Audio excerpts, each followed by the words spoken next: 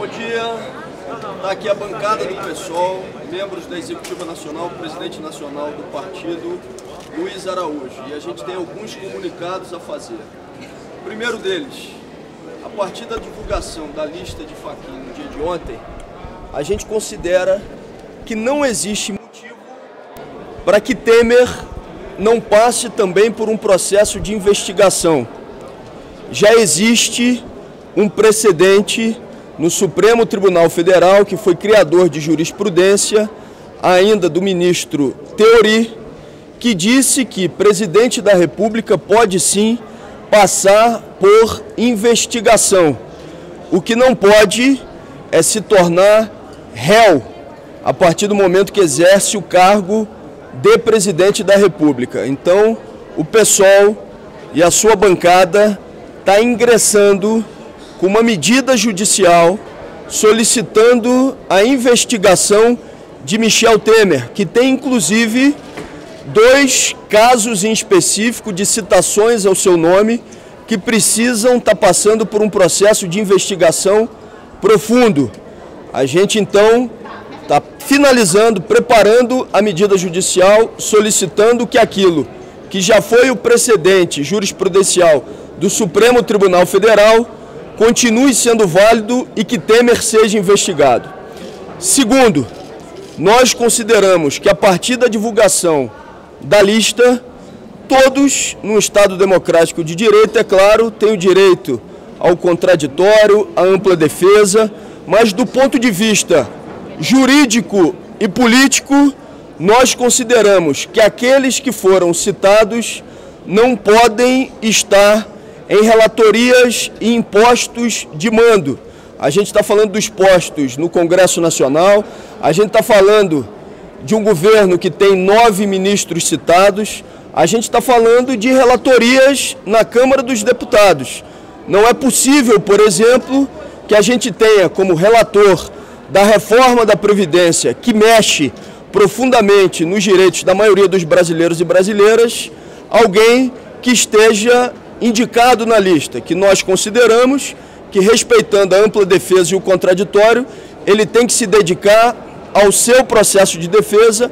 Então nós solicitamos o afastamento de todos aqueles que estão em postos de mando para que possam obedecer aos procedimentos de realização da sua defesa jurídica, porque não tem, na nossa avaliação, legitimidade política para estar tocando essas tarefas.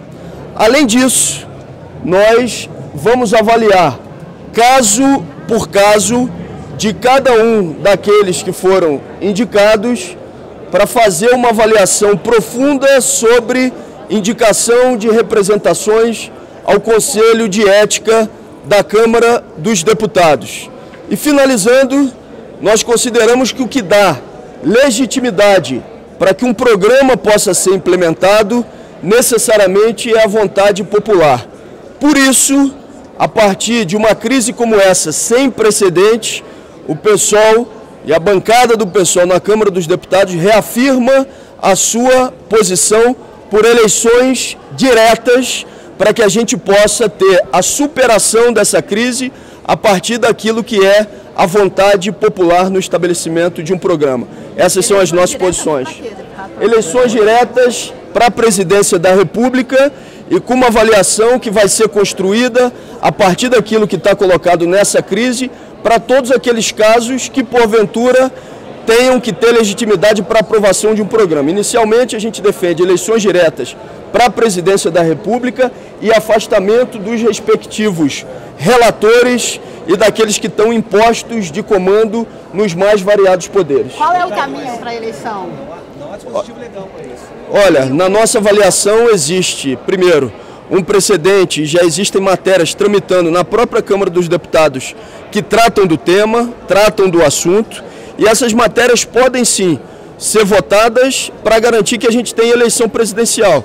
Já tem matéria em tramitação nesse sentido que daria legitimidade.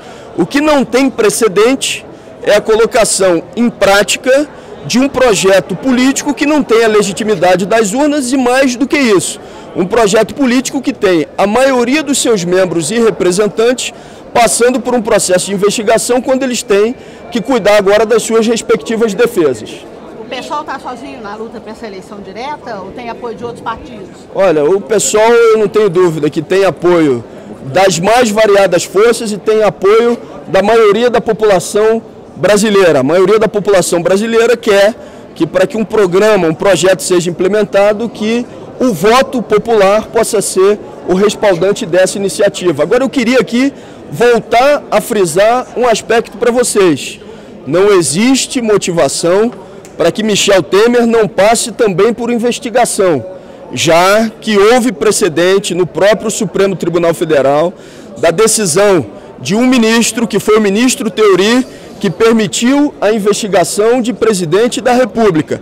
Se o Supremo já decidiu assim lá atrás, a gente considera que a investigação em relação a Michel Temer não pode deixar de acontecer nesse momento. Líder, como que fica a partir de agora os trabalhos aqui na casa, depois da divulgação da lista, as reformas que estão previstas para ser votadas na próxima semana? A gente considera que não tem o menor cabimento essas reformas, esses desmontes, as matérias que estão sendo aqui votadas e apreciadas, continuarem sendo votadas sem que a gente tenha o afastamento desses representantes políticos dos seus respectivos cargos. Vocês vejam só, essa semana, por exemplo, aqui na Câmara dos Deputados, a principal matéria de votação foi a recuperação fiscal dos estados, que na verdade é um estímulo a contrapartidas que aumenta a contribuição previdenciária de servidores, privatiza estatais nos mais variados estados. É natural que o presidente da casa, que está conduzindo a sessão, que tem que se dedicar nesse momento à sua defesa, e o próprio relator da matéria, que tem que se dedicar à sua defesa, como alguém também que foi indicado, possam continuar encaminhando essas matérias como se nada tivesse acontecido, a gente considera que não. Por isso a gente pede o afastamento deles. O pessoal concorda com o que parece apresentado pelo relator Rogério Marinho? Não, definitivamente não. O que está sendo apresentado pelo relator Rogério Marinho em relação à chamada reforma trabalhista, que na verdade é um desmonte da CLT, a gente considera que é um atraso, e um atraso grande. É mais uma medida numa escalada de outras que tem como objetivo precarizar direitos da maioria da população brasileira. Líder, vocês vão apresentar algum requerimento para que a votação seja feita em plenário? Porque há toda aquela questão de ser em caráter determinativo na comissão. O pessoal pode encabeçar isso? Todas as medidas que forem, todas as medidas que forem possíveis de serem tomadas para impedir que essa matéria passe por deliberação exclusiva da comissão e que tenha que passar não só pelo plenário, mas que tenha ampla discussão com a sociedade brasileira, a gente vai tomar. O que regimentalmente puder ser feito para levar ao plenário e para que essa matéria não seja votada dessa forma, nós faremos em relação a essa reforma, entre aspas, trabalhista, que na verdade é um desmonte da legislação trabalhista. A avaliação do PSOL é que essa é a maior crise política desde que superamos a ditadura civil-militar. E isso significa, como superação, o envolvimento da sociedade e da população, que tende a olhar enojada para tudo que está acontecendo no chamado mundo da política, aqui nos poderes institucionais, e desenvolver o sentimento de negação total da política, o que é um desastre também. Por isso a gente entende que os movimentos, manifestações e greve previstas para o dia 28 devem ter também como elemento fundamental a reconstituição do padrão civilizatório, transparente e ético das práticas políticas no Brasil. Isso significa reforma política profunda, substantiva, envolvendo, claro, a população e a cidadania. Não nós aqui, ainda mais com o relator também, ele investigado, aqui no caso da reforma política. Em segundo lugar, o que a Lava Jato desvenda de positivo, excessos à parte? A promiscuidade de grandes corporações empresariais com os partidos políticos, com o sistema eleitoral. E isso tem que ser superado. A gente tem que aprender com essa lição profunda e dolorosa para, de fato, reformar substantivamente o nosso modelo político. Como está, não dá mais, ele se esgotou, está apodrecido, e o pessoal quer se empenhar com a sociedade nessa direção. Nós temos a seguinte situação: o ministério do Temer, 8 para 9 ministros, inclusive um ex, o Serra, que estão sendo investigados. O governo está podre. O governo não tem legitimidade para tocar propostas ou projetos que exijam sacrifícios da população. Isso quer dizer que nós precisamos de uma nova legitimidade.